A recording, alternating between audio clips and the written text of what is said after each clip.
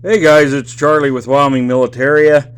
Got another video for you today. I had to run down, end up trying to put some collar discs away, organize the table up here a little bit. I did get a new light put in, so I hope the light's better for you guys to see what I'm talking about.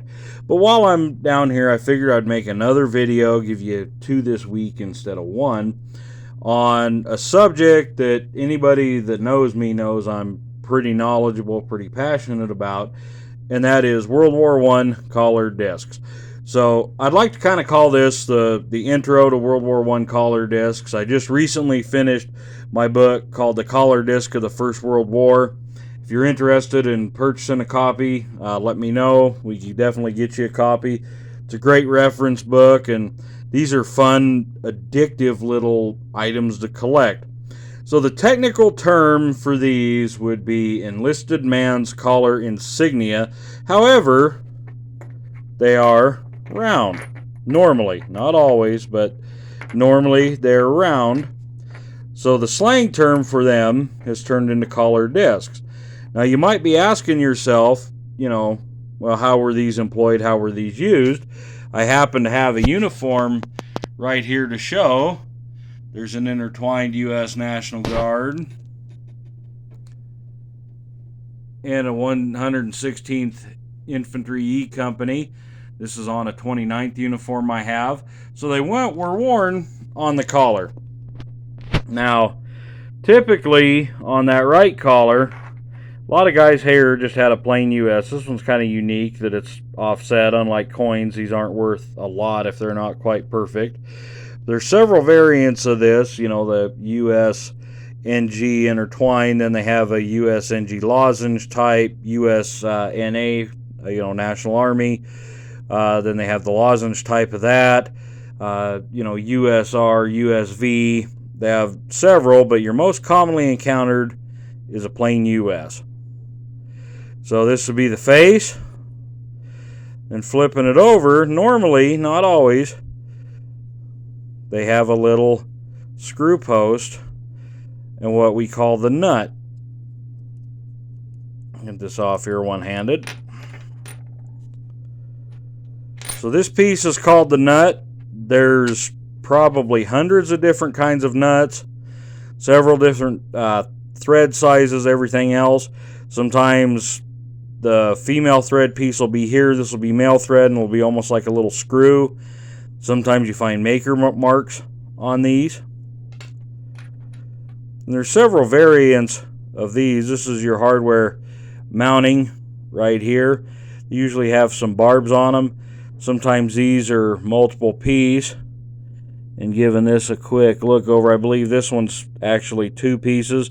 Sometimes they're one, but there's several different varieties of those. This is Cavalry F Troop cross sabers. This one I picked up because the nut is off, and you can see this is a different type of back attachment here, different type of back mounting hardware. So on these, like I said, that's Cavalry F Troop. Here's a 306 Infantry F Company. You can see the crossed rifles. 306 over F Company below.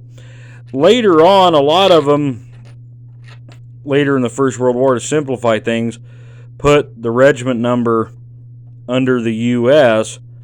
So this might be like U.S. 1, and then you'd have the F, troop over there. So you'd have 1st Cavalry F Troop. But a lot of times it's not uncommon to see guys wearing a whole variety of insignia, and it's not uncommon to see guys wearing maybe two US's because there was a shortage of a branch insignia. It's kind of an anything goes environment in that. But generally speaking, these with the regiment number above, company, battery, troop letter below are earlier. Once again, this one's also a screw back. Peel this nut off real quick. This one's going to be even different. So right there, this is a one piece that was soldered in place. And then this nut This is a pretty common nut. You see a lot of these. Then over here, we have a 342nd Field Artillery F battery, part of the 89th Division. And here we see yet a different kind of nut. This one's got some knurls on the edge. So that's a basic intro to collar discs. They're a lot of fun to collect. The sky's the limit with them. They're a cheaper item to collect than, say, trying to get, piles of uniforms, piles of helmets. You're looking, when you're buying collar discs, $10-15 and up. But it's important you know what you're buying. It's important you do your research, and good reference material is a must. Not to sound like a self-promoting jerk, but my my reference book released on these is an amazing book. Will help a novice collector get going. Because even though we're talking, like I said, some of these, $10-15 discs, there are discs out there that are worth over $1,000 a piece in the right circles, at the right market, to the right collector. So, I mean, you get into something like that, you want to know what you're buying. You don't want to just throw money into the wind. And yes, there are multiple fakes, multiple reproductions. There's people that take original discs and funny them up. So it's very important to know what you're buying. These four here are all 100% genuine collar discs. So anyways, if you're interested in getting a copy of my book, reach out to me, contact me. I do have them for sale.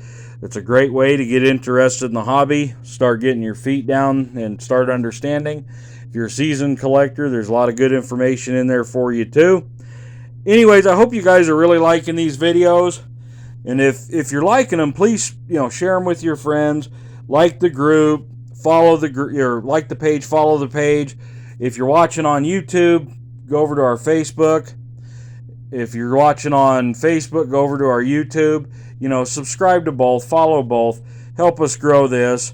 And as always, I enjoy talking to you guys about different little aspects of my collection. This kind of started out, family and friends asking me, hey, be cool to kind of learn about some of your stuff. So I started making a few of these as little just kind of, gags to help, show friends and family different aspects of my collection. And it turned into me showing other people as well. So anyways, hope you guys are having a great day. Have a good one.